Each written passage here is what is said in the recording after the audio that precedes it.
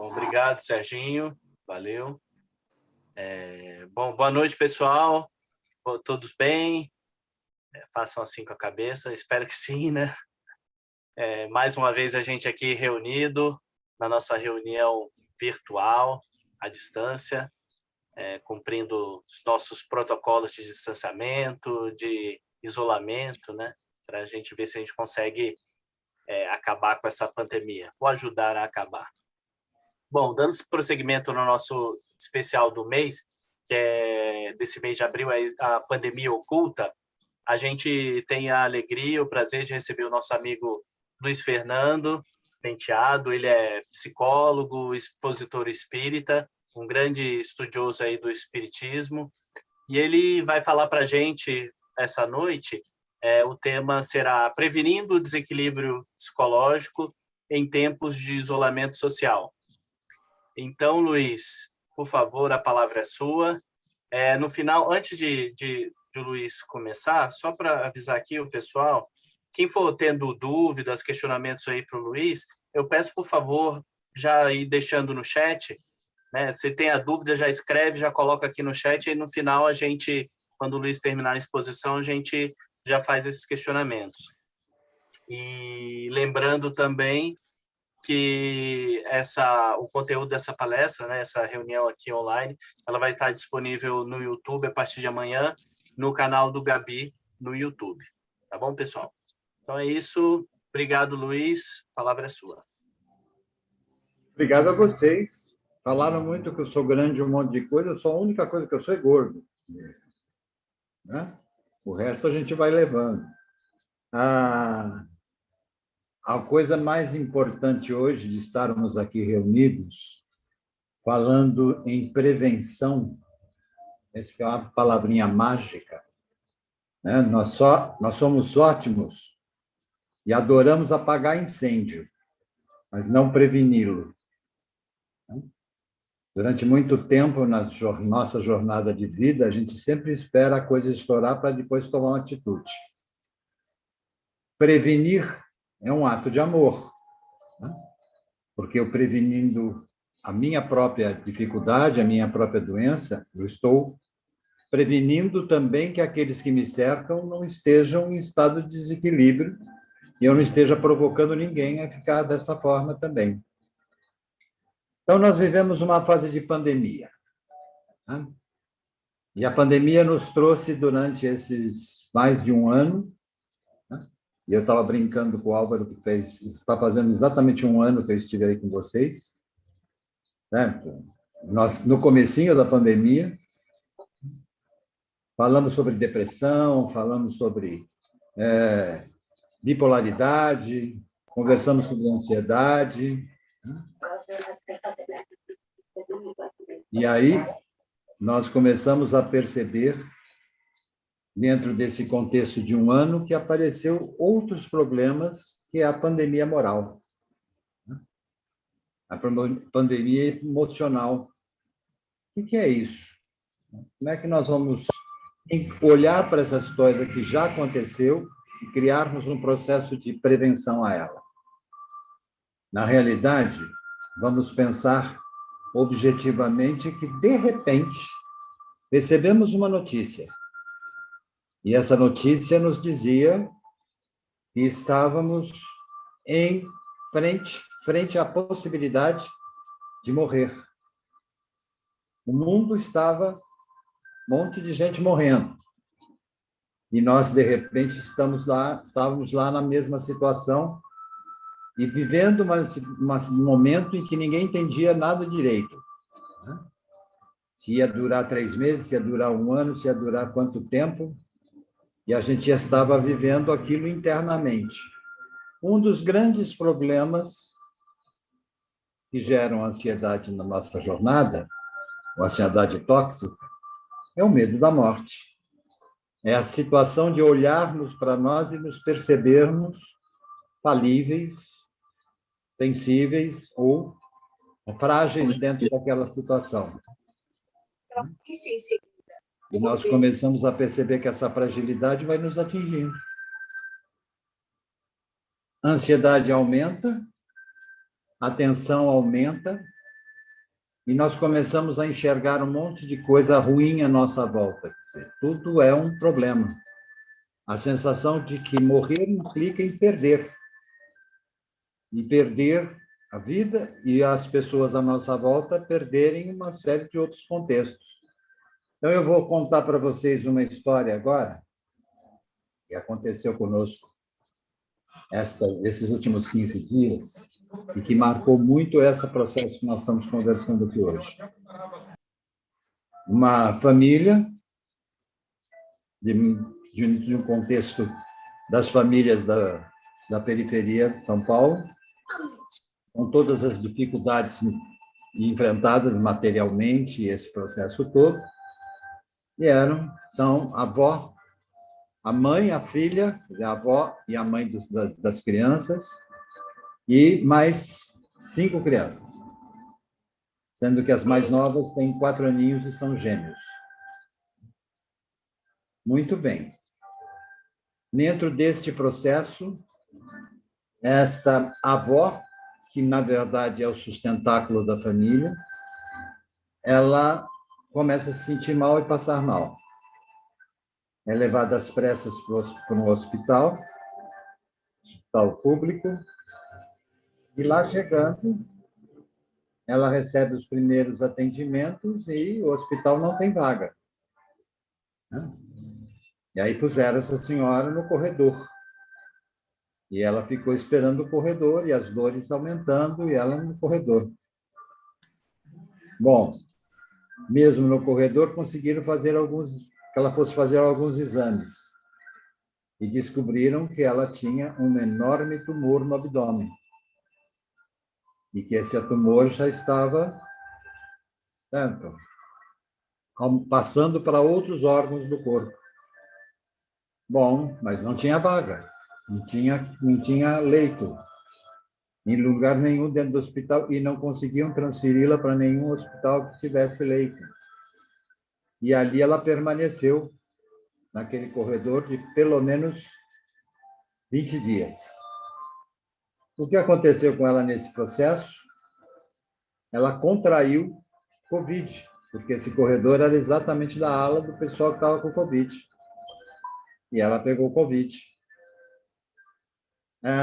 O neto e a filha, que ficavam alternando para ficar com ela, porque você não pode ficar sem acompanhante no corredor, porque alguém tem que fazer as coisas que a enfermeira não vai conseguir fazer, por causa do volume de atendimento.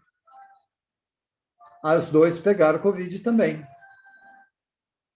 E aí a coisa ficou mais louca ainda. Uma companheira nossa, que tinha algum conhecimento dentro do hospital que ela estava, foi mobilizar algumas coisas e daí conseguiu tirá-la do corredor e colocá-la na UTI do pessoal de Covid, que era o único lugar que tinha vaga. E ali naquela UTI ela ficou 1 mês. E a família vivendo todas as dificuldades dentro desse processo. Bom, o que acontece nessa história? Depois desse 1 mês, o hospital é obrigado a comunicar a ela que ela tinha um câncer muito sério e que eles não tinham condição de fazer o tratamento ou a cirurgia que ela precisaria fazer ali. Ela teria que ser transferida para um outro hospital. Muito bem.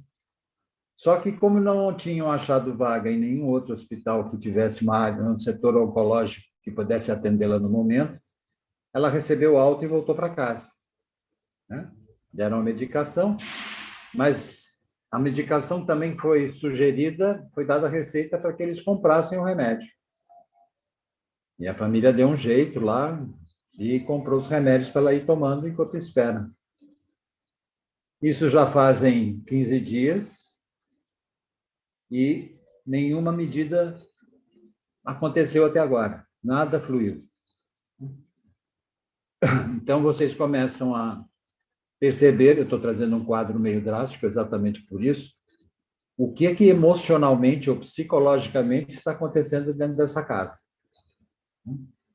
Como é que as pessoas estão lidando.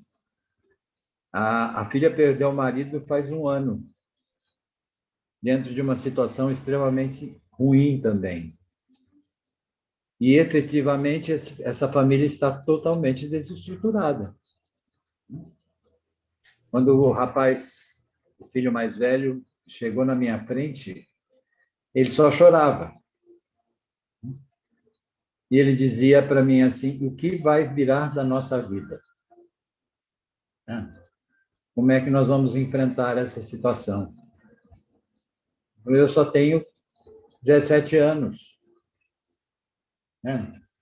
Minha avó era a sustentação da casa. Se ela partir, como é que nós vamos fazer? Então, você pega uma situação onde as pessoas hoje estão totalmente desequilibradas. Qual é a nossa ação? Qual é a nossa responsabilidade nesse processo? É dar suporte a essa família. Mágica nós não vamos conseguir fazer. Nós sabemos que o sistema de saúde está superlotado, está com todas as condições, as piores condições possíveis. E que as pessoas dentro do hospital também não são culpadas dessa situação toda. Elas também são frutos de algo que está acontecendo, faz parte. E o que essa família precisa? Essa família precisa dos outros, daqueles que estão bem e que podem dar um suporte a eles de alguma forma.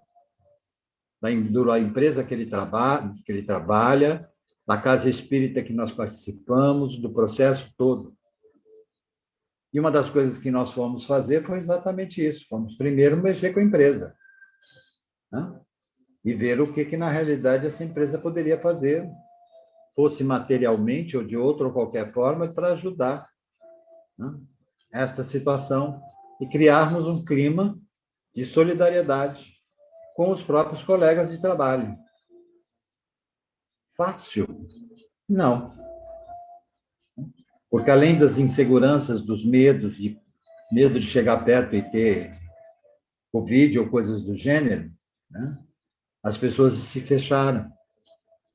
Elas têm medo de que, se elas forem lá, elas poderão gerar outros problemas para elas. Então, você tem que trabalhar aquele processo e começar a ajudar as pessoas a entenderem uma nova realidade. Entenderem o que nós estamos vivendo neste momento. Entenderem como estamos compartilhando esta realidade. Ela é triste? É. Ela é, algumas vezes, amarga? Sim. Mas, acima de qualquer coisa, ela é um convite. Um convite para que nós começamos a estender as mãos e pensar uns nos outros. Dentro da nossa própria casa e aqueles que nos cercam. É um convite, principalmente, para nós enfrentarmos as nossas próprias dificuldades. Nós falamos muito no movimento espírita do autoconhecimento. Nós falamos o tempo todo que precisa se conhecer a si mesmo. Mas há uma pergunta que sempre está no ar. O que é conhecer a si mesmo? Martinha já falou para mim que algumas vezes que é para olhar no espelho. Aí você olha no espelho e conhece você mesmo. Já deu rolo, né? Porque o espelho mostra o contrário, a parte contrária. E aí vai virar uma confusão. O que é conhecer a si mesmo? Né? Eu vou tatear para ver se quem sou eu assim. Não. Eu tenho que começar a perceber o que eu exatamente sinto. Quais são os meus sentimentos? Como é que eu me vejo? Como é que eu sinto dentro de mim isso tudo que está acontecendo à minha volta? Nós falamos em prevenção, esse é o primeiro passo para a gente começar a prevenir o processo. Buscar o nosso interior, os meus medos, as minhas ansiedades, as minhas dificuldades, meus pontos positivos, aquilo que eu posso transformar dentro de mim ou trazer para fora de dentro de mim, que possam me ajudar a estar mais equilibrado e ajudar outros a estarem neste mesmo caminho. Nós começamos a pensar a coisa por aí.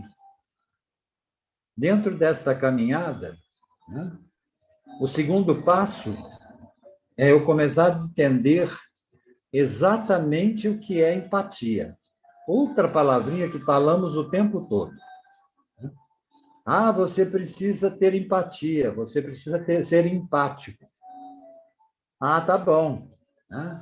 Aí alguém diz assim, ah, você se colocar no lugar do outro. É você vivenciar dentro de você como é que você reagiria no lugar do outro. Isso é que vem ser empatia. É a hora que eu consigo viver dentro de mim e perceber que se eu estivesse no lugar desse garoto, eu estaria sofrendo tanto quanto ele está. Porque ele está ali numa situação de impotência frente à situação, frente ao contexto que ele está vivendo, que ele adora essa avó e que ele está muito preocupado com os irmãos mais novos. E isso está trabalhando dentro dele, está trazendo uma marca real. A minha desestrutura talvez fosse muito parecida. Mas que hora que eu peço e olho para mim agora e olho para dentro de mim, eu começo a perceber que eu tenho alguma coisa para fazer por ele.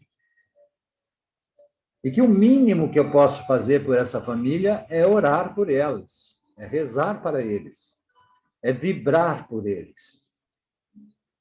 Nós também falamos muito isso no movimento espírita. Vamos vibrar. Né? Vamos fazer a nossa vibração. O que vem a ser esta vibração? Como é que eu lido com ela? De que forma eu trabalho para que haja uma prevenção real das dificuldades?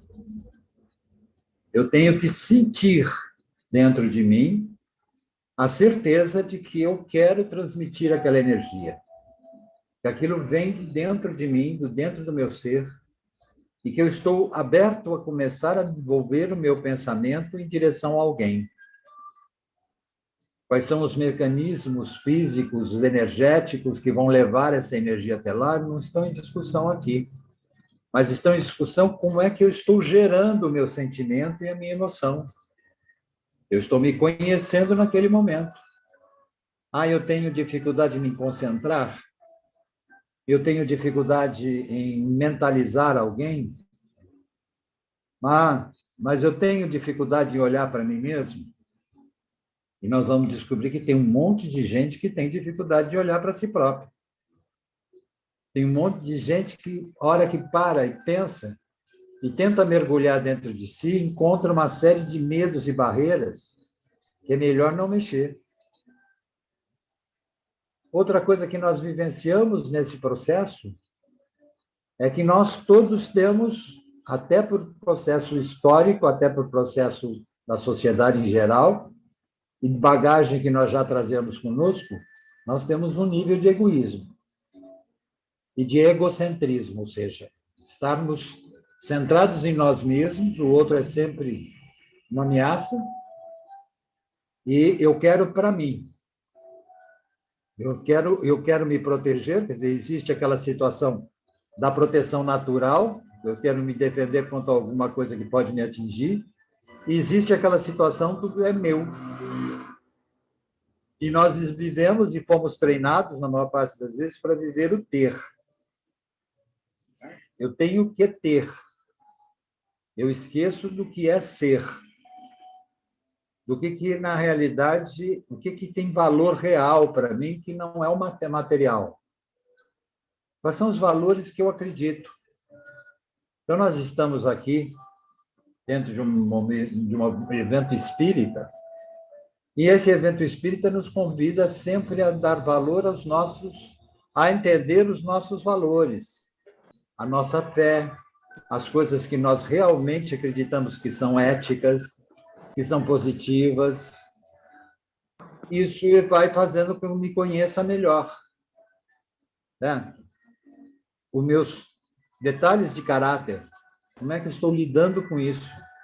De que forma isso está sendo trabalhado dentro da minha casa? O que acontece muitas vezes nesse processo todo que eu estou descrevendo para vocês é que a primeira coisa que nós fazemos é olhar para o outro. Mas não olhar para o outro no sentido de acolher, vamos trabalhar juntos. mas olhar para o outro para ver os defeitos dele. E ao ver os defeitos dele, eu escondo o meu. Eu ponho o meu de lado. Eu fujo de enfrentar aquilo que me é incômodo. E é mais fácil ainda é terceirizar a culpa. Então, olha, a culpa foi dele, não fui eu que fiz. Ah, ele que não se cuidou. Então, essas coisas todas que trabalhavam e existiam antes da pandemia, que estavam ali meio, né, encobertas muitas vezes, disfarçadas, e que, na verdade, fazia com que nós levássemos o processo meio à moda, né, sem que nós nos complicássemos muito, e nós fôssemos ótimos para poder gerar movimentos de doação material. Eu acho perfeito, tem muita gente necessitando, mas esquecêssemos dessa troca pessoal, dessa troca moral, dessa troca de crescimento, a começar de nós conosco mesmo e de nós com o nosso próximo, principalmente o próximo mais próximo. Nós muitas vezes esquecemos desses detalhes. Seguindo a nossa jornada de aprendizado nesse contexto todo, a única coisa que começou a ser positiva na história foi que, ao sentar para conversar comigo, porque alguém mobilizou para que isso acontecesse, e nós fomos conversando, e eu fui conversando com ele sobre uma série de coisas e fazendo ele pôr para fora tudo que ele estava sentindo. Ao final de quase 1h30 de conversa, ele virou para mim e falou assim: muito obrigado, eu consegui pôr para fora tudo isso que eu falei, que eu não tinha coragem de falar para ninguém. E aí ele começa a reagir ao processo. Dolorido ainda, com dificuldades, mas ele começa a reagir ao processo. E a única coisa que eu acabei fazendo foi ouvi-lo. E ouvi-lo de coração aberto. Nenhum mérito nisso. Mas, na realidade, eu estava ali. A história dele me mexeu tanto comigo, me chocou, que eu não tinha muito o que ficar falando para ele. Eu tinha apenas que acolhê-lo. E, pela primeira vez, ele tinha condição de colocar aquilo para fora. Ele dizia para mim: os meus colegas de trabalho, eu não posso contar essa história porque eu tenho medo de perder o emprego. Com a minha família, está todo mundo pior que eu. Com as pessoas que nos cercam, os meus amigos, eles não entendem isso, eles acham que eu estou exagerando na história. E isso está me sufocando, eu não sei mais como lidar com isso. Só que, a hora pôs para fora, ele trouxe toda aquela carga que estava dentro dele, e aí ele conseguiu pensar, e aí foi que eu entrei para falar alguma coisa para ele, e falei: não, agora que você pôs para fora, vamos pensar por etapas nessa história e vamos ver que caminhos seriam mais interessantes para você. Né? Que você pode direcionar e buscar ajuda nesse sentido. E isso gerou uma caminhada no processo. Dele sair mais leve, fazendo o que nós chamamos de atendimento fraterno. Que nada mais é que esse acolhimento. É a minha capacidade de ouvir sem julgar, sem pré-julgar, certo? E nem impor condições ou impor situações a serem feitas. E, após isso, tem uma coisa chamada assistência fraterna. É o dar acompanhamento. Ele perceber que, de alguma forma, ele tem alguém que está lá, à disposição dele para ouvi-lo. Nós começamos esse trabalho, você começa a perceber que nós temos uma dimensão enorme de como prevenir isso. De que maneira nós vamos prevenir todas essas sensações, as depressões, as síndromes do pânico, vamos prevenir o bipolar, porque nós estamos desenvolvendo um monte de bipolares nesse mundo, vai da alegria, da euforia à depressão numa mesma rapidez, né? Porque eu estou no meio de uma confusão, eu não sei como lidar com ela. Nós vamos prevenir no momento em que nós começamos a entender melhor o nosso papel e o nosso sentir neste mundo. Quando eu consigo trazer para fora as coisas que eu realmente acredito, aquilo que eu realmente sinto, seja dor, ou seja luz, ou seja amor, que eu consigo olhar para mim e perceber que eu posso estar numa situação difícil, mas eu tenho um centro onde eu posso me colocar. Eu posso me centralizar. Eu posso buscar o meu autoequilíbrio. E, através dele, captar essas energias que estão sendo enviadas para que eu possa melhorar dentro desse contexto. É pôr em prática, momento a momento, situação a situação, esta energia, que é uma energia de amor. Eu começar a descobrir que eu gosto de mim. E na maioria das pessoas não gostam de si próprio.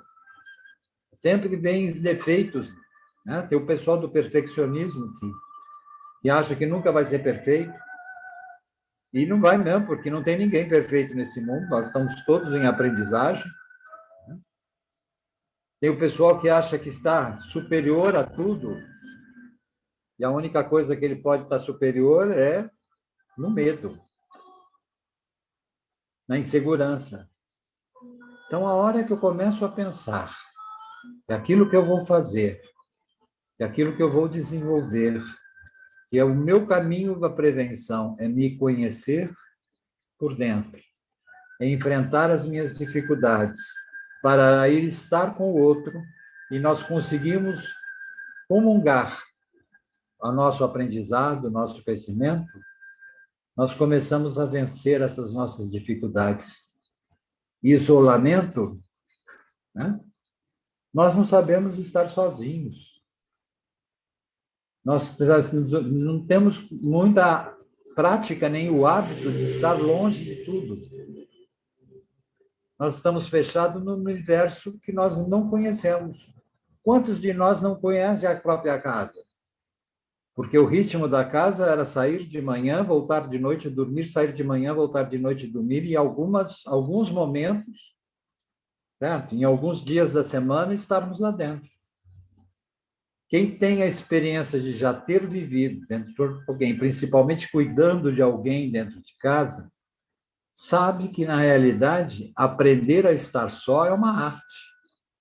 E eu vou só estar só se eu estiver comigo. Se eu estiver bem dentro de mim. Por maior seja a dificuldade que eu esteja vivendo, por maior que seja a dor que eu esteja vivendo, eu estou comigo. E ao estar comigo, eu também estou com quem? Com que energia eu estou me comunicando naquele momento? Com essa energia maior, que nós podemos chamar de Deus, que nós podemos chamar dos mais variados nomes, mas que está lá dentro de nós, e que estamos captando esse processo todo. Esta é uma das grandes tarefas para a gente começar a prevenir. Outra tarefa de eu estar isolado é eu começar a olhar para a minha casa e repentinamente perceber que ela não está muito mais com a minha cara. Eu estou no meu espaço de refazimento, eu estou no espaço que eu deveria ir para descansar do meu labor diário, mas que eu já não sei mais o que é aquele lugar. Que muitas vezes eu amontoei um monte de coisa lá que eu nem sei por que está amontoado lá dentro. Eu sempre digo que nesse isolamento, uma das tarefas melhores que a gente tem para fazer é arrumar guarda-roupa e armário. Porque nós começamos a pôr para fora um monte de coisa que não tem mais nada a ver com a gente. Nós começamos a limpar uma série de coisas que precisam ser limpas, que eu estou guardando, não sei nem por quê. O papelzinho que sobrou da caixinha do presente que eu recebi não sei aonde. Tá? Eu pensei em um dia em ir até aquela loja e não fui coisa nenhuma. Tá? Às vezes vou encontrar bala melada guardada em bolsa ou em qualquer outro lugar, porque eu esqueci que tinha bala lá dentro. Né? Vou descobrir que tem umas teias de aranha por uns cantos que eu não tinha nem visto. Né? Vou descobrir que tem umas torneiras vazando que eu não tomei providência nenhuma. Vou descobrir que, de repente, o que está arrumado, os espaços que eu habito dentro da casa, eu não dei o meu toque neles, eu não pus a minha cara neles, eu perdi no espaço e no tempo. Então, eu ainda brinco, eu moro nesta casa há 30 anos. Tá, eu reformei ela no metade desse tempo, uns 15 anos atrás, eu reformei ela de novo. Mas faz 15 anos que eu reformei. Certo? Eu olhei para o sofá e falei, acho que ele está precisando de reforma. Certo? E aí comecei a olhar, esses tapetes não têm absolutamente nada a ver com esse ambiente. Certo? Que eram coisas que eu herdei dos meus pais, que sobraram aqui dentro. E aí, eu repentinamente falei, você quer saber de uma coisa? Tanta gente com necessidade aí, tanta gente precisando de tanta coisa. E o que eu estou fazendo com essas encrencas tudo aqui dentro? E aí esparramei tudo. Né? Chamei o povo que recebe essa história, falei, não, vamos ajudar quem precisa ser ajudado. Tinha uns conjuntos de louça de 1800 e nada. Né? Eu falei assim, eu vou fazer o quê com isso?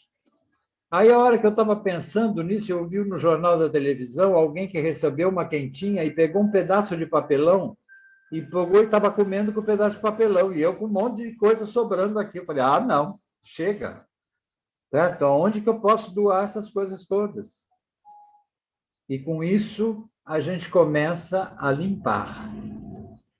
Eu estou materializando a história? Sim. Mas ao tirar aquelas coisas, eu estou tirando um monte de outras emoções e sentimentos de dentro de mim.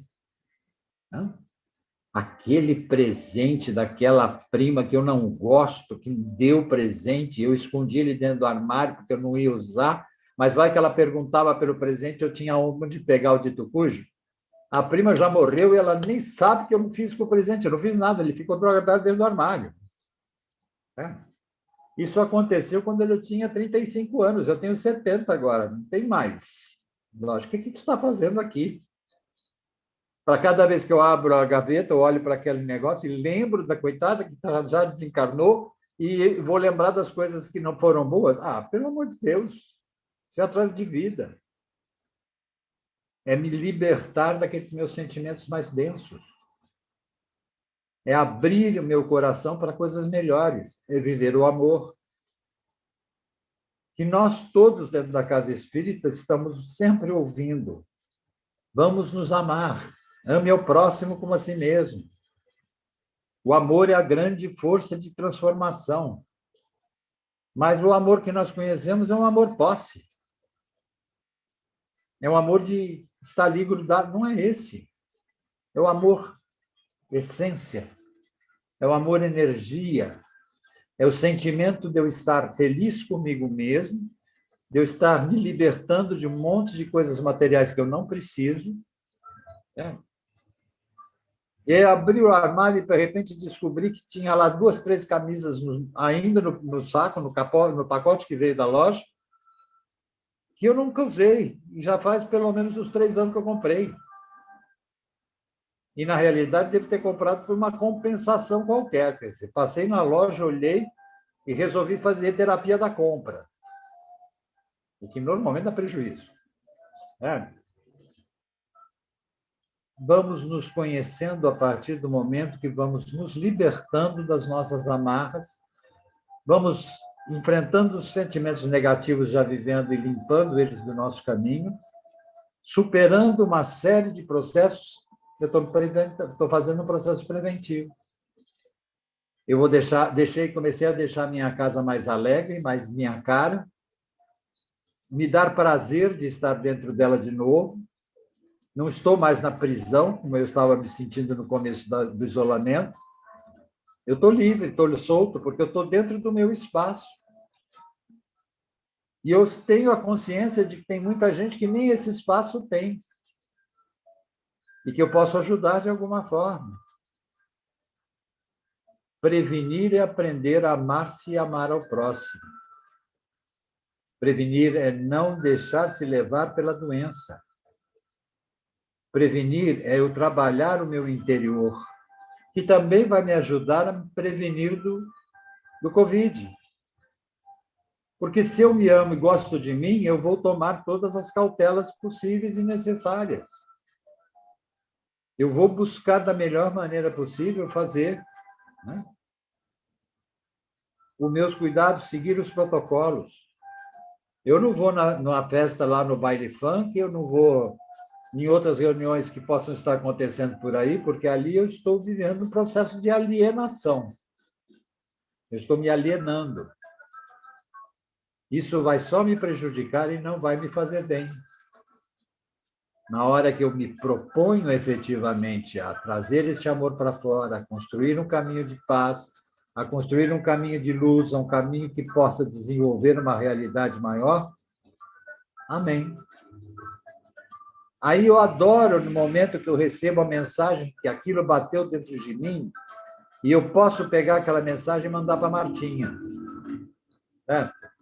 Eu vivo trocando mensagens com ela, né? Porque conheci a menina lá atrás, há muito tempo atrás. Ela é menina ainda, mas na realidade, né? E vi ela trazer as suas ideias para fora, trazer as coisas todas, vi ela quebrar barreiras. E isso é o mais gostoso, né? Comprei a briga dela algumas vezes, vamos desenvolver esse negócio junto. Como o Serginho, que está por aí, que foi outra pessoa que foi identificação direta. E eu falei, ele falou para ele, você me dá uma carona? Eu falei, dou. Para onde você quer que eu leve você?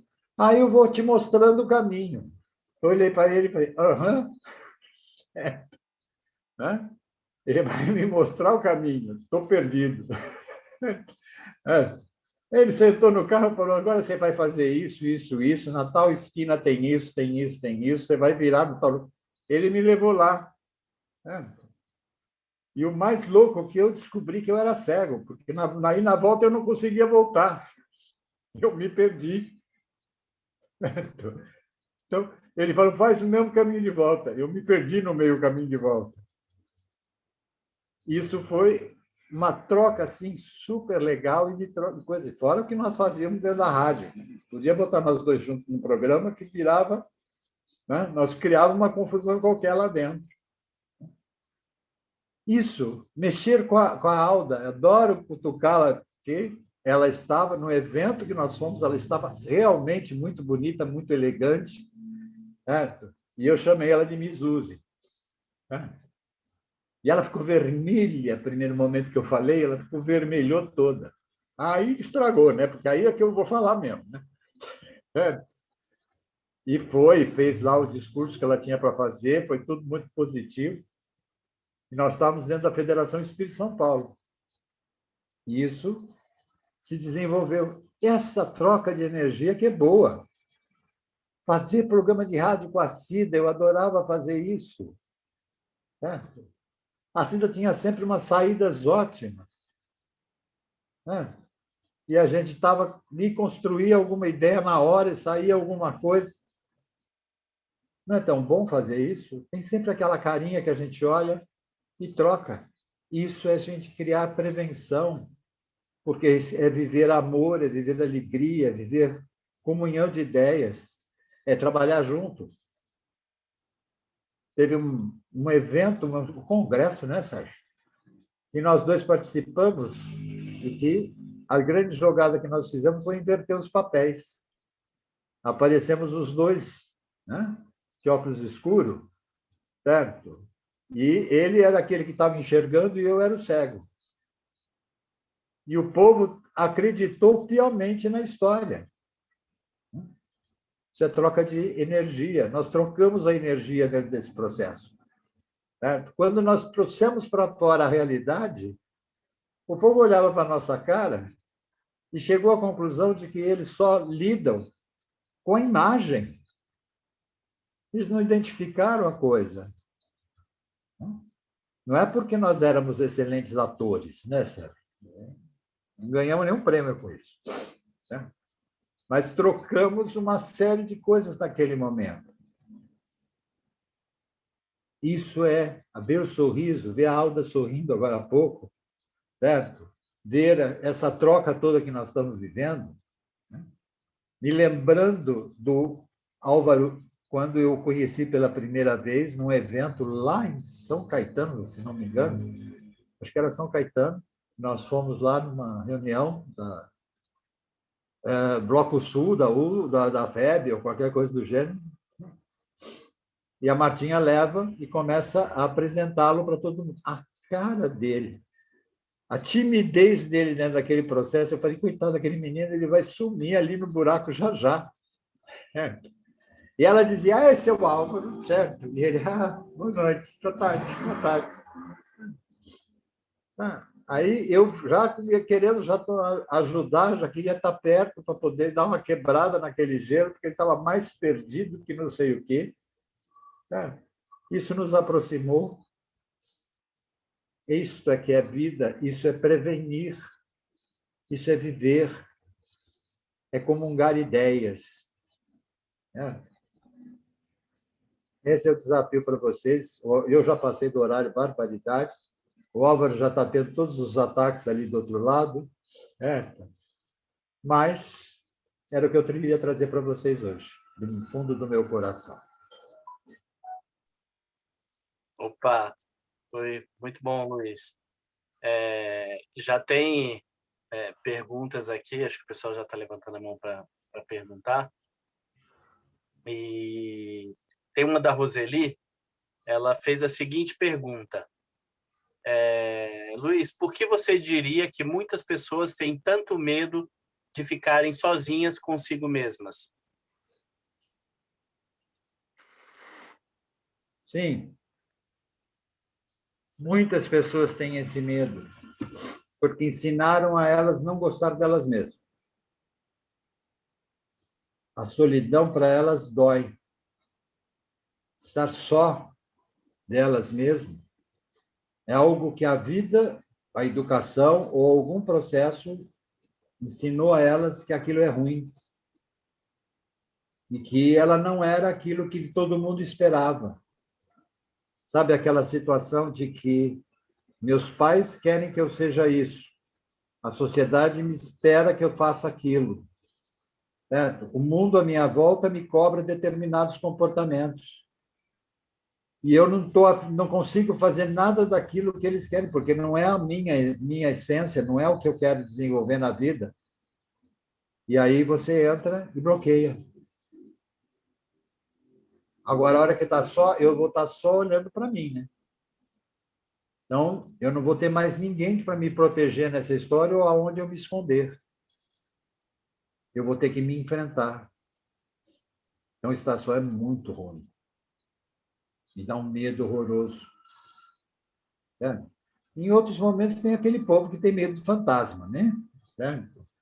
E que fica lá com medo que os espíritos apareçam e ela começa a enxergar os espíritos dentro da casa dela. Certo? E aí eu faço o quê? Vou pular a janela? Não vai dar. Certo? Procura a Alda, que ela tem um remédio infalível para fantasma. Ela vai explicar exatamente o que fazer com eles. Aldinha Ghostbuster. É.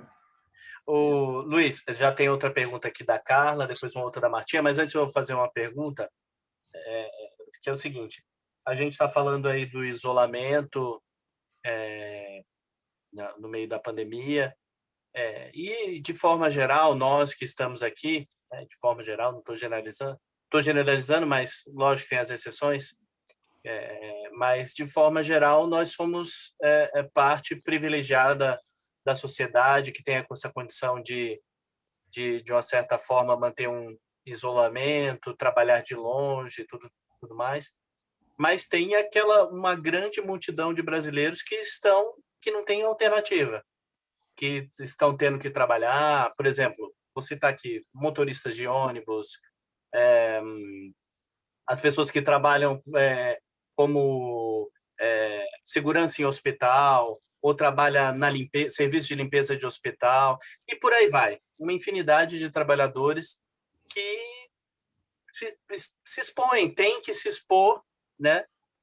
Como fica a cabeça dessas pessoas e como, né, de alguma forma, trabalhar para essa pessoa também passar de melhor por esse período que tão difícil que a gente está vivendo. Como você disse, ninguém reage igual a ninguém, né? Essas pessoas, muitas entendem perfeitamente bem o papel que estão desempenhando, mesmo que seja por necessidade, mas estão se doando a realizar aquele trabalho porque acreditam que estarão colaborando para que as outras pessoas possam viver melhor e que as coisas possam melhorar. Existem aquelas que assumem a revolta, né? Achando que a sociedade em geral não quer saber delas e que empurra elas para situações mais difíceis. Existem aquelas pessoas que simplesmente anulam qualquer sentimento ali, tentam, vamos tocar o barco. O que, na realidade, a gente pode e deve sempre fazer é ter com elas, primeiro, uma atitude, quando cruzamos com elas, uma atitude positiva, né? Dar pelo menos um bom dia, né? Muitas vezes o pessoal entra dentro do ônibus e nem bom dia dá para aquele cidadão que está ali. Mas ele está ali se expondo. E vai se expor muito mais que ele se expunha antes. Vamos pensar naquelas pessoas que estão no hospital. Elas estão se expondo dentro de um sistema todo falho, nem sempre compreendidas por quem se desenvolve, lidando com pessoas extremamente desequilibradas que estão querendo salvar a família de qualquer maneira, berrando com elas o tempo todo, e elas têm que acompanhar aquilo por dever de profissão. Eu sempre digo que trabalhar nessa área não é apenas eu arranjei um trabalho, tem que ter vocação. Eu tenho que estar aberto àquilo e gostar daquilo que eu faço. E eu posso dizer isso de cadeira, porque, na realidade, trabalhei durante 5 anos dentro de uma UTI, acompanhando as pessoas pré-cirurgia, cirurgia e pós-cirurgia. Eu, obviamente, acompanhando alguns óbitos. Você vive aquela coisa presa dentro de um lugar onde, na realidade, as janelas não dão para fora, você tem só o ar-condicionado ali dentro, muitas vezes nem janela tem, e aqui sob pressão completa o tempo todo. Essas pessoas precisam da nossa compreensão. Elas estão vivendo esse processo de uma forma muito mais pesada que muitos de nós estamos. Pensa também naquelas pessoas que moram nas comunidades, nas favelas, e que estão, claro, 4 ou 5 pessoas isoladas dentro de um barraco, que ainda não tem nem banheiro dentro. Elas, na realidade, já não têm mais nem vamos nos isolar. Para que nós vamos nos isolar? Não vai funcionar nada. E nós, a sociedade, agora que está pensando na história. Eu vi um processo essa semana de alguém que criou um projeto bárbaro, onde ele está recebendo caixas, pegue aquelas caixas de leite, para fazer parede de alguns barracos, forrar a parede de alguns barracos, para evitar a friagem, a umidade e o processo, e aí ajudar aquelas pessoas a ter pelo menos uma condição maior. E a única coisa que eles pedem para a gente é doação dessas caixinhas. E eles vão, colam, preparam um rumo e colam na parede. E como disse uma das senhoras que recebeu esse processo todo, ela dizia: a minha casa ficou bonita, agora ela está toda colorida, porque, obviamente, as caixinhas eram de vários produtos e tinham várias cores. Tá. Então, essas pessoas precisam da nossa ajuda mais do que ninguém. Verdade. A gente se... Tem mais duas perguntas aqui, Luiz. Da Carla Morelato, ela pergunta o seguinte: pós-pandemia, qual você acredita que será a nossa maior dificuldade? Eu digo que começar de novo vai valer a pena, como diz o Ivan Lins, né? A nossa maior dificuldade é construir este novo mundo, esta nova realidade. E o que nós estamos aprendendo, o que eu disse até agora, é sermos solidários. Se nós nos unirmos, a gente constrói um mundo novo. Se a gente não se unir ou não falar, tentar falar um idioma parecido, nós vamos sofrer muito. Porque nós vamos enfrentar crise econômica, nós vamos enfrentar uma série de outros processos, além das sequelas, e eu posso dizer isso porque já tive a Covid, além das sequelas que a Covid deixa. Né? Que algumas coisas a gente sente até hoje. Então, na realidade, não vai ser fácil, mas acho que vai ser muito bom, porque nós vamos novamente criar a esperança de podermos construir um mundo melhor. E acho que muito mais gente vai estar envolvida nesse processo do que a gente imagina. E acredito também que aqueles que não estão envolvidos em crescer, só estão envolvidos em derrubar ou destruir, vão descobrir que eles estão sozinhos nessa história. Não vai ser fácil, né? Eu vi a carinha da Cida agora, pela área que ela trabalha, não vai ser fácil mesmo, certo? Mas eu acho que a gente vai ter condição para isso. Principalmente nós espíritas. Como eu disse para você antes de nós começarmos o processo, muita gente está procurando as casas espíritas, principalmente via internet. Tem muita gente que dá para ser tocada nesse momento. Eu tenho amigos católicos que frequentam o Caritas toda semana. E aí uma delas virou para mim e falou assim: isto aqui para mim é uma terapia. Eu falei: aqui ótimo, então continue fazendo terapia. Isso é positivo. Legal. Tem uma pergunta da Martinha. Ela diz o seguinte: Luiz, podemos acreditar que, se aproveitarmos bem esse período complexo, sairemos dele mais solidários? Ou é mais apropriado pensar que, após tudo isso ficar para trás, essa preciosa lição será esquecida? Olha, eu torço que não seja esquecida, viu, Martinha? Quero mais que o povo tenha dor de barriga se esquecer. Acho que nós sairemos mais, sim, solidários. Nós sairemos, pelo menos, mais humanos. Solidariedade é um outro passo que faz que nós sejamos mais próximos. As pessoas ainda não sabem muito fazer isso, nós vamos ter que ensinar. Mas elas vão estar mais humanas. A dor do outro vai preocupá-las mais do que preocupava antes. Óbvio que ainda tem muita gente que está ali achando que a doença é na casa do vizinho, não é na minha. Mas a hora que começa a bater na porta da sua casa, você começa a perceber que você também está vulnerável. Se você não se unir, se você não trocar, se você não pensar junto, se você não for solidário, você vai ficar sozinho. Mas não só sozinho de você, vai ficar sozinho de tudo. E aí sim essa solidão vai doer.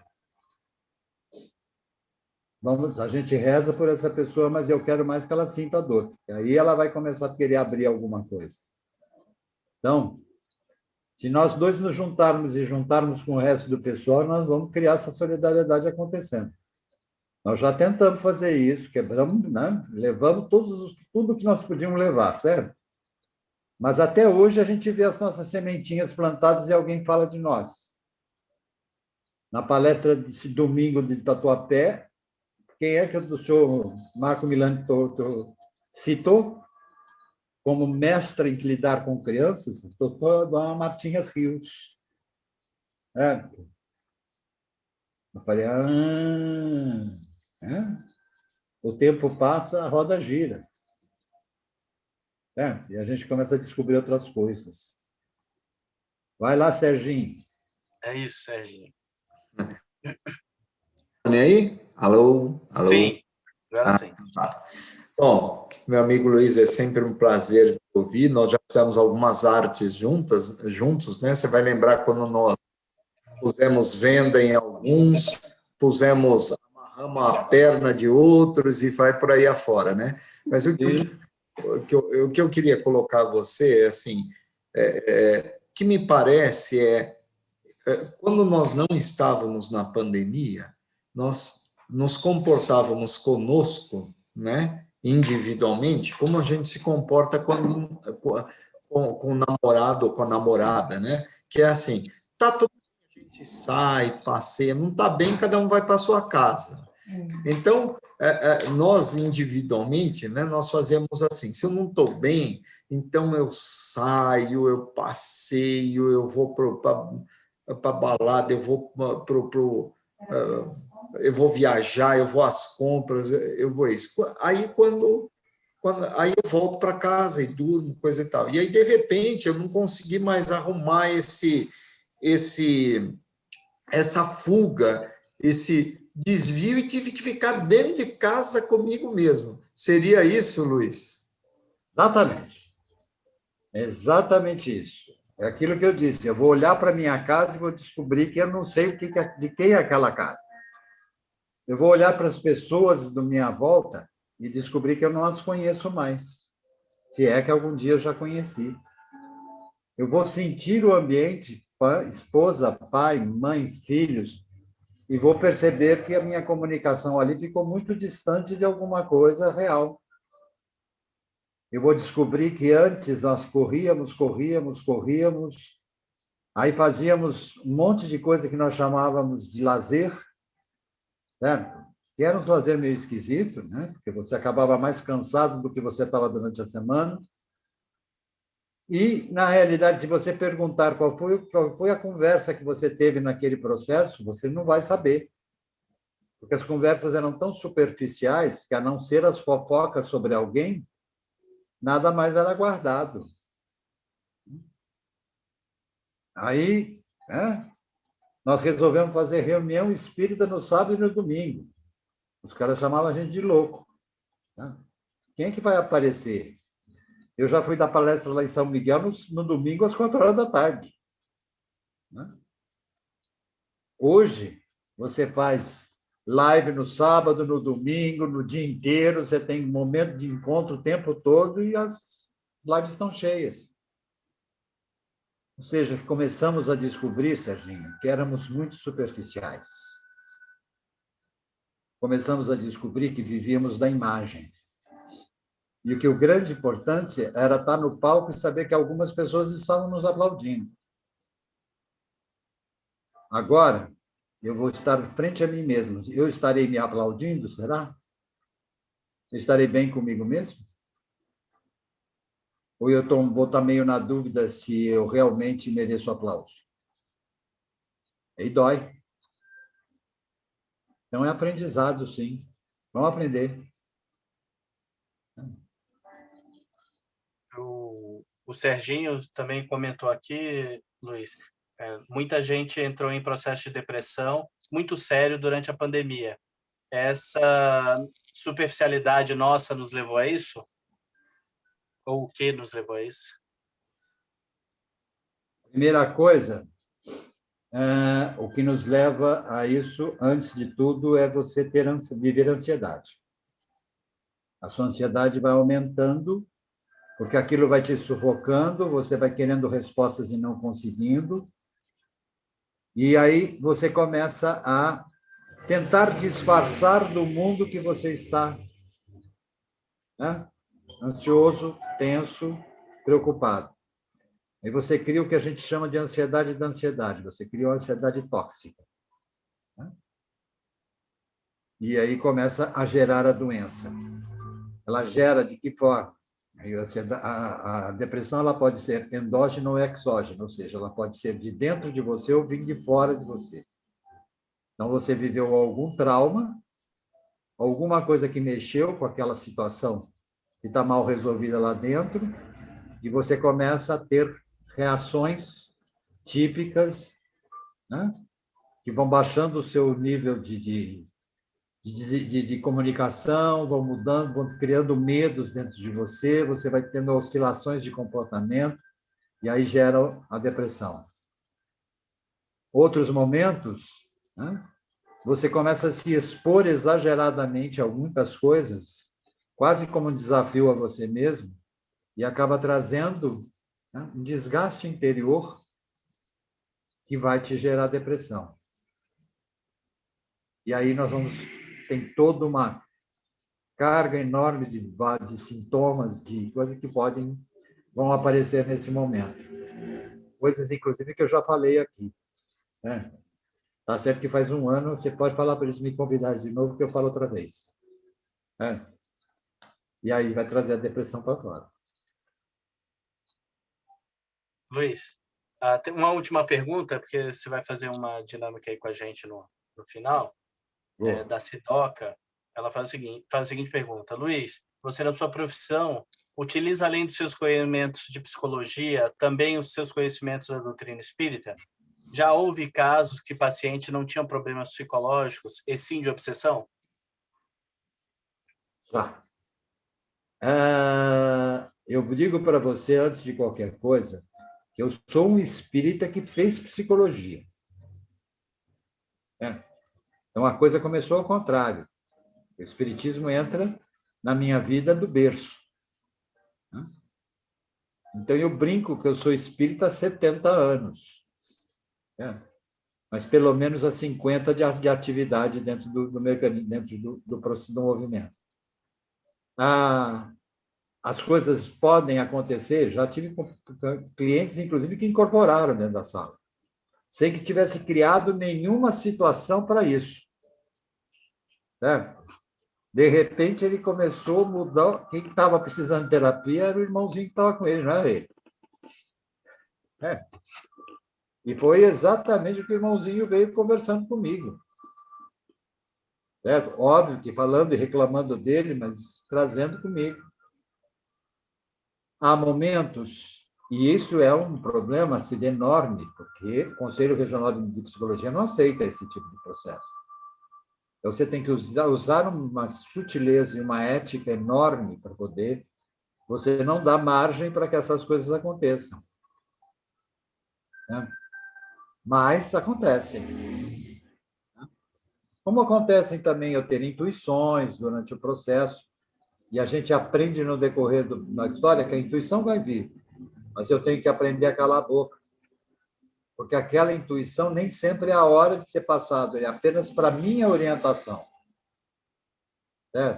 E antes eu não sabia disso, eu acabava falando a bobagem para a pessoa que está na frente. E aí a pessoa regalava aqueles olhões e falava assim: onde você tirou isso? Eu falei, não, foi uma ideia que passou pela minha cabeça, esquece. Certo? Mas aí já a besteira já estava feita. Esse tempo todo deu para aprender. Esse ano eu estou fazendo 45 anos de formado, então já deu para poder desenvolver algumas coisas. Então, vamos lá, vamos em frente. Mais perguntas? Não, Luiz, já encerrou aqui. Ainda tem a dinâmica que você quer fazer. Antes, a pergunta que não quer calar. Você já entrou no processo de virar jacaré? Sim, minha filha, já 2 vezes, já estou devidamente no Pantanal, entendeu? Depois do almoço, você já vai tomar sol, vai jacarezar, crocodilar. Vou jacarezar, vou lá ficar de papo pro ar, entendeu, meu filho? Tá certo. Já virei jacaré, já virei tudo que eu tinha direito. Tá certo. Não vamos ficar aí gozando do homem, vai. Na realidade, a gente tem que respeitar a falta de informação dos outros. Procurar que eles sejam informados. Está difícil, mas a gente tenta. Não é verdade? É verdade. Vamos Mas lá, já virei jacaré e vou tomar da gripe agora. Isso aí. Não sei nem o que vai vir, que eu vou virar, entendeu? O jacaré gripado. Na realidade, o que nós vamos descobrir nesse momento é que agora em diante nós vamos viver de vacina em vacina, viu, gente? Sim, isso é uma verdade. Nós vamos tomar vacina mais do que ninguém pode, preparar que vai ficar parecendo tudo numa peneira. De tanta vacina que nós vamos tomar.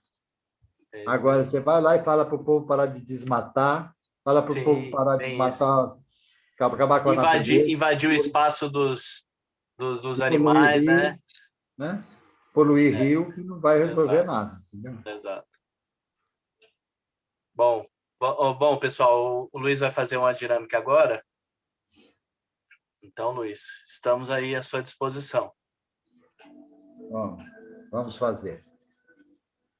Como eu disse para vocês, a energia e esse autoconhecimento vem de nós. Vem a gente entrar e sentir a nós mesmos. Como eu também falei, na realidade, eu só consigo estar apto a mandar energia e fazer vibração pelo próximo e até pedir ajuda dos espíritos nesse processo, se eu estiver bem dentro do meu processo. Então, nesse processo de nós fazermos a vibração, porque o que nós vamos fazer aqui é uma vibração por aquele que necessita, peço a vocês que se posicionem na melhor posição que vocês puderem, onde vocês fiquem o menos tenso possível, onde vocês soltem pescoço, ombro, braços, pernas. Tranquilizem-se. Tá dando para ouvir a música aí, Mauro? Óbvio.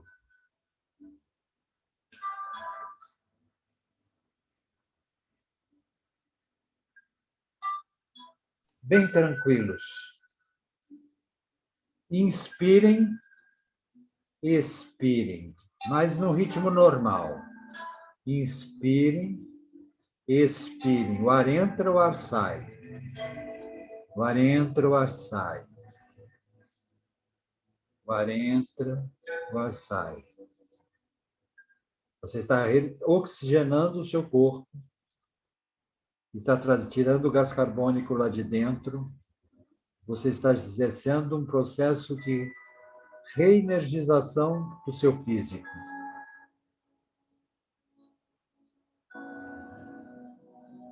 Tranquilamente, comece a pensar em você da cabeça aos pés. Sinta o seu corpo da cabeça aos pés mentalmente. Descubra os pontos em que ele ainda está tenso e tente soltá-los. O ar entra e o ar sai. E você mentalmente vai acompanhando o seu corpo. Desde o topo da cabeça à sola dos pés. Vai envolvendo da cabeça, os ombros, braços, antebraços, mãos,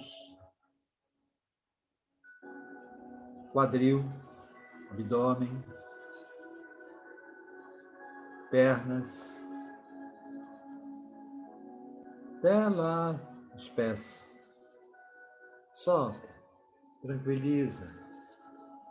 Se você está com o rosto contraído, solta. Mentalmente solta. Veja assim seu rosto soltando, né? Sua face mais leve, bem tranquilos. Bem tranquilos.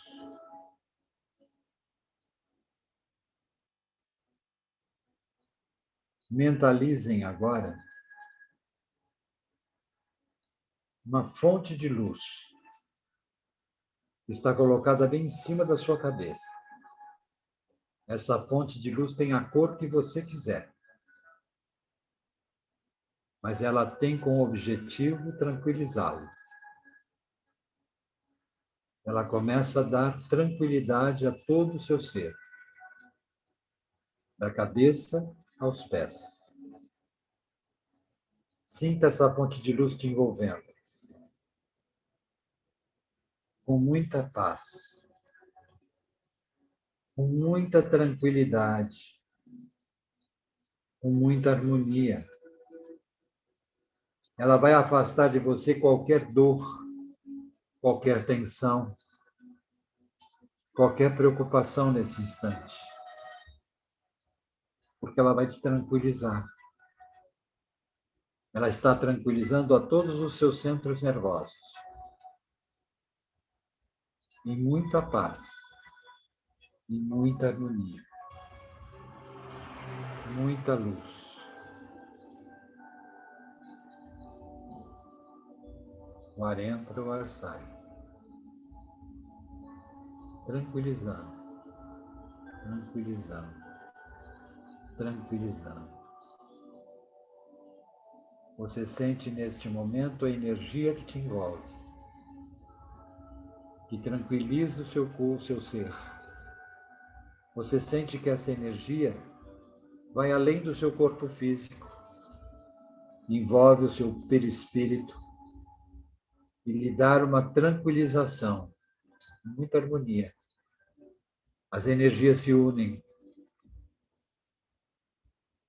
e você está em paz. Em paz.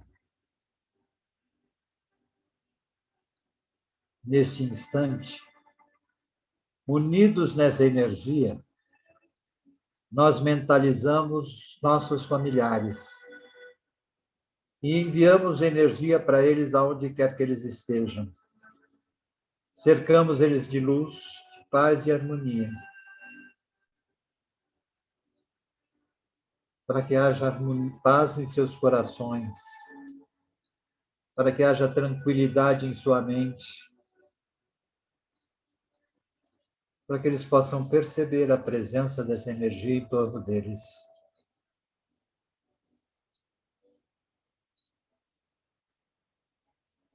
Vibramos também pelas nossas casas, lugar em que estamos neste momento, acolhidos. Que ela possa receber esta mesma luz e esta mesma energia em todas as partes, em todos os cômodos, em todos os espaços,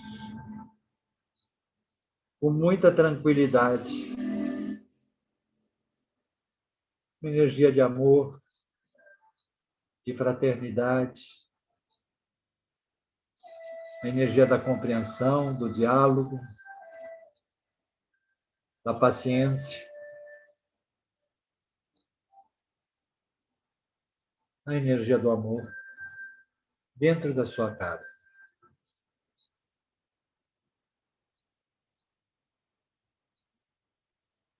Agora aproveitamos e enviamos essa energia para os nossos vizinhos, de frente, de trás, de direita, da esquerda, de cima, de baixo, que eles possam também estar comungando essa energia, para que nós possamos unir os nossos sentimentos numa ação de crescimento e desenvolvimento.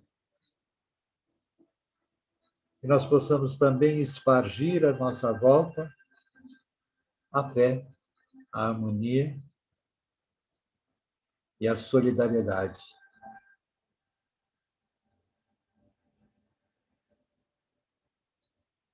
Vibramos também neste instante por todos os nossos companheiros de trabalho, por todos aqueles que comungam conosco um mesmo objetivo da sobrevivência, num dia a dia, em um espaço que nos permitem isso ser realizado.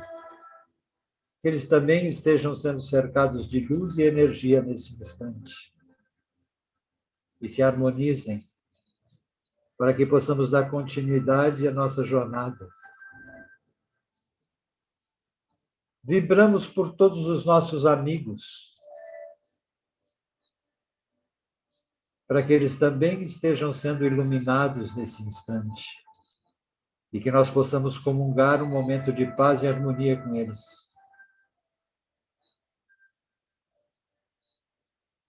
Vibramos por todos aqueles nossos irmãozinhos que estão ao relento, que eles possam estar recebendo esta luz nesse instante, possam minimizar um pouco a sua dor e o seu sofrimento. Vibramos por nossos irmãos que estão hospitalizados,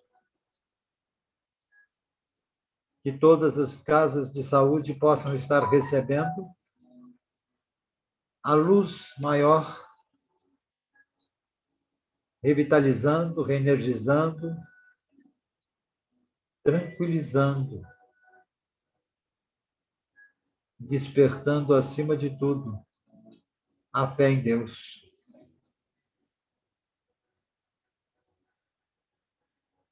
Vibramos nesse instante por todos aqueles nossos companheiros que já partiram para a pátria espiritual. Aonde quer que eles estejam, que a luz esteja com eles, que eles possam compreender a sua nova jornada na pátria espiritual, que eles possam compreender que é o momento de buscar o seu crescimento, o seu desenvolvimento, iniciar uma nova construção. E que todos aqueles familiares que aqui permaneceram, amigos, possam compreender essa nova situação, viver a saudade, mas vibrar para que eles estejam em paz e que nós possamos dar sequência à nossa jornada.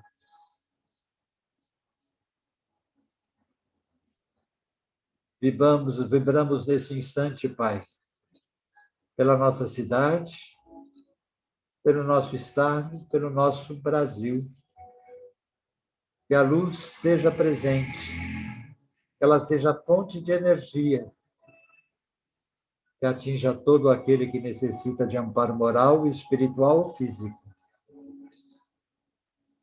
Vibramos por nosso planeta,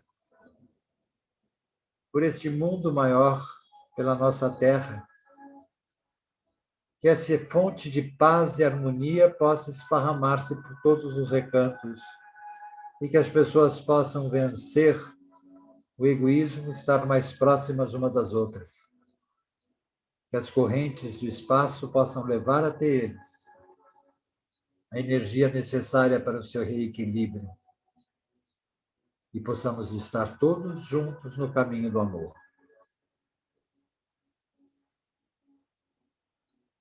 E aí, neste instante, Mestre, unidos nesse pensamento, nós vos dizemos obrigado, Senhor, por essa oportunidade. Obrigado por podermos estar mais uma vez juntos. Obrigado, Mestre, pelos ensinamentos que nos permite absorver. E auxilia-nos, Senhor, a enviar aos nossos companheiros, aos nossos irmãos, uma palavra de paz, de harmonia, e que possamos transformar a casa que usamos para os nossos trabalhos numa casa de fraternidade, de acolhimento, de muita paz, de muita compreensão, e que esta compreensão nos leve à reflexão e à tranquilização. Obrigado, Mestre, por estarmos juntos novamente. Que os nossos mensageiros queridos que nos acompanham nessa jornada possam também estar sendo cercados de luz neste instante. E que possamos todos levar para as nossas casas a energia da paz e o incentivo ao aprendizado e à prática da caridade. No agora e sempre. Com a graça de Deus. Neste instante, lentamente, para poderem voltarmos à atividade. Comecem fechando e abrindo suas mãos. Abre e fecha. Movimenta sua cabeça de um lado para o outro. Solta o pescoço. Movimenta suas pernas, seus pés de um lado para o outro. Espreguiça gostoso. Domingo de manhã, você acordando às 10 horas da manhã. Né? Estica. Dá aquela esticada gostosa. Isso. Bem tranquilos. E agora, podem perceber quem está à sua volta. Vocês vão descobrir, o Serginho não vai descobrir ainda, mas eu vou contar para ele o que está acontecendo. Está todo mundo com os dentes para fora aqui, sorrindo de ponta a ponta, viu, Serginho? É. E com cara de sono. Todos bem? Sim. Bom, eu estou falando aqui para todo mundo, acho que o pessoal está bem, sim. Maravilha. A Cí já está até deitada. Olha lá, até a carinha do Amorim ficou mais calminha, mais tranquila lá, ó. Certo? Inclusive, eu não tinha mandado o Amorim, ele mandou um abraço aqui para você. Obrigado. Bom, valeu demais, Luiz, foi muito bom a reunião. Aqui, ó, a Carla está dizendo, delícia de reunião. O pessoal gostou bastante, foi bastante esclarecedora. Obrigado mais uma vez por estar aqui conosco. Bom, você já é de casa também, né? Você o Amorim, quando entra aqui o Cid, é tudo de casa. Né? Então, a gente não tem nem cerimônia mais. Então, já sabe aí que você vai ser convidado novamente. Vou achar ótimo. Certo? Delicioso, Luiz, querido. Nossa, estava precisando mesmo, viu, desse exercício. Caiu bem. Parabéns. Eu digo para você uma coisa. Aliás, eu estou me propondo a escrever esses exercícios, né, para ajudar, para divulgar entre as casas espíritas.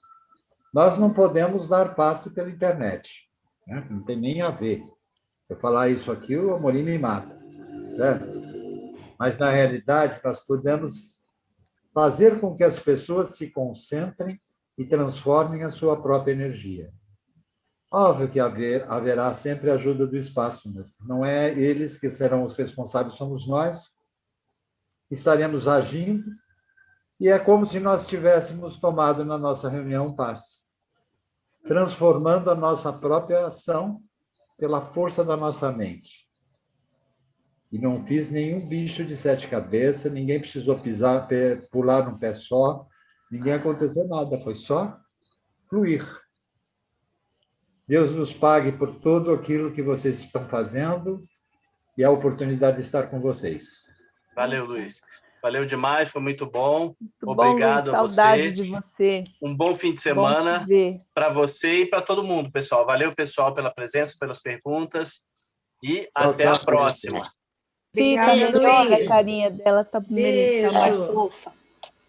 Serginho, tchau, Serginho. Valeu. Obrigada, pessoal. Obrigada, Luiz. Foi um prazer. Foi ótimo, uma delícia. Tchau, gente. Tchau, gente. Bom fim de semana. Vocês também. Tchau, mãe da Roseli. Se cuidem. Qual o nome da mamãe? Janira. Tchau, dona Janira. Tchau, dona Janira. Beijo para a senhora. Bom fim de semana. Beijo. Beijo, dona Janira. Tchau. Tchau, pessoal. Tchau, Morim. Tchau, seu José. Tchau, pessoal. Martina. Quarta-feira, estudo às 20 horas. Quem quiser entrar, fica à vontade. Até.